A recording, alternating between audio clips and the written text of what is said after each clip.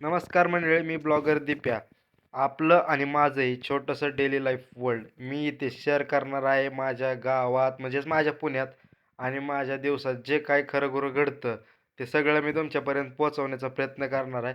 तर चला आजचा व्लॉग सुरू करूया एकदम दणक्यात.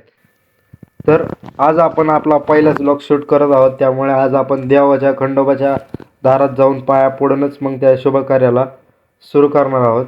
तर आज आम्ही पहाटे पहाटे सकाळी 6:30 वाजता निघालो आहे खंडोबा मंदिर, दाहेरी येथील खंडोबा मंदिर येथे.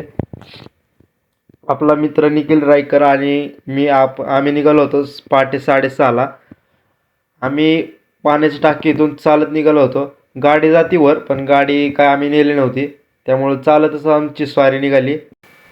जसे जसे आम्ही देवाच्या दाराकडे निघत होतो तसं तसा एकदम सुंदर असा नजारा, पक्ष्यांचा आवाज, किलबिलाट असे एकदम सुंदर असे दृश्य आम्हाला दिसत होते.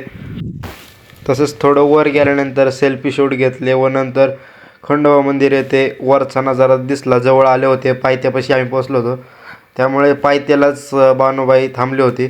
तिचे मंदिर तिथे खालीच आहे. तिच्या पाया पडून ते भंडारा वाहून आम्ही वरच्या दिशेने निघालो.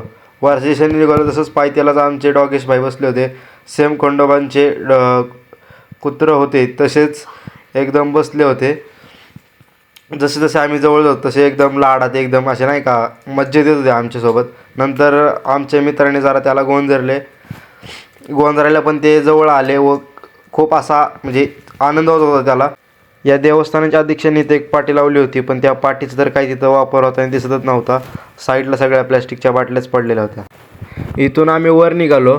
वर निघत गेल्यानंतर थोडंसंच एकदम नॉर्मल असं ह्याच्या जवळ गेलो तसं असा आम्हाला नजर भेटला की छत्रपती शिवाजी महाराजांचे सिंहगड किल्ला याचे दर्शन आम्हाला खूप पहाटे पहाटे व अतिशय सुंदर असे दर्शन झाले सिंहगड या किल्ल्याचे. खंडोबा मंदिर येथून एकदम क्लिअर सिंहगडचे दर्शन होते. त्यामुळे जर कधी खंडोबा मंदिर येथे गेला दाहेरी येथील तर तिथले दर्शन जरूर घ्या. तसेच आम्ही वर गेलो, खंडोबा मंदिराच्या इथे गेलो. खंडोबा मंदिरमध्ये गेल्यानंतर खंडोबा मंदिरच्या आतमध्ये जाऊन खंडेरायाच्या पाया पडलो. खंडेरायाच्या पाया पडल्यानंतर तिथून आम्ही निघालो. थोडंसं बाहेर फिरावं म्हणलं. तिथंच आम्हाला वाजले होते 6:53 झाले होते जवळपास. इथे एक पाटी होती, मनुष्याचा स्वार्थ करतो जंगलाचा नाश, स्वच्छ वायूपासून वंचित आहे प्रत्येक प्राणी आज. ही पाटी वाचून खरंच मनाला खूप दुःख वाटले, कारण की प्रदूषण इतके होत आहे की प्रत्येक प्राणी आज स्वच्छ हवेपासून, ऑक्सिजनपासून दूर राहत आहे.